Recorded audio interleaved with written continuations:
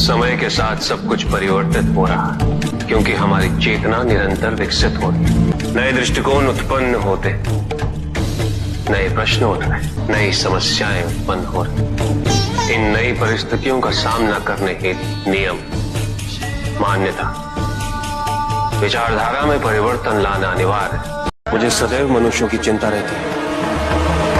मैं उनकी सहायता भी करता हूं, परंतु मैं कदापि मनुष्य नहीं बन सकता।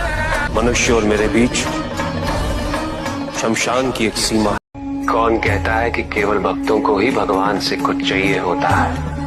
भक्तों की श्रद्धा शक्ति बन के ईश्वर के ऐश्वर्य में वृद्धि करती है। भक्तों का विश्वास ही तो ईश्वर को परिभाषित करता है।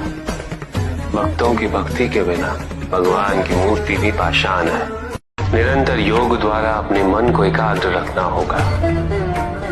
ज्ञान और विद्या का दिया सदैव जलाए रखना होगा, तभी अज्ञानता और अविद्या का अंधकार भ्रमित नहीं कर सकेगा। कुछ भी अकारण नहीं होता है पार्वती। जो भी हो रहा है उचित समय आने पर उसका उद्देश्य स्वयं प्रत्यक्ष हो जाता है। भूल हुई है, किंतु केवल तुमसे ही नहीं, मुझसे भी।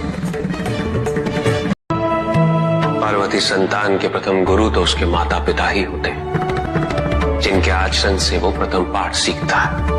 और ये प्रक्रिया तो आरंभ हो चुकी। सीमाओं से परे कोई नहीं होता है नंदी, भगवान भी नहीं। भगवान की भी व्यवस्था होती है। अपने भक्त को अपनी पूजा करने से रोकने से बड़ी व्यवस्था क्या हो सकती है भगवान के लिए। एक जननी पुत्र का ध्यान अपने प्राण की भांति रखती है। पुत्रों का भी यही कर्तव्य होता है कि वह अपनी माता की रक्षा अपने प्राण की भांति करे। इस युग में मानव जाति के लिए ये समझना अति आवश्यक है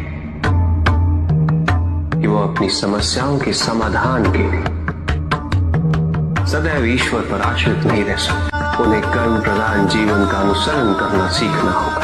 ऐसा कभी नहीं हो सकता पार्वती कि मैं इस संसार से अपनी आंखें बंद करूं, और यदि किसी कारणवश मुझे अपनी आंखें बंद करनी पड़े तो तीसरे नेत्र को खोलना अनिवार्य हो जाता है, क्योंकि ये तीसरा नेत्र मेरे अंतर्मन की दृष्टि है। इसके माध्यम से मैं संसार को पुनः देख सकता हूं।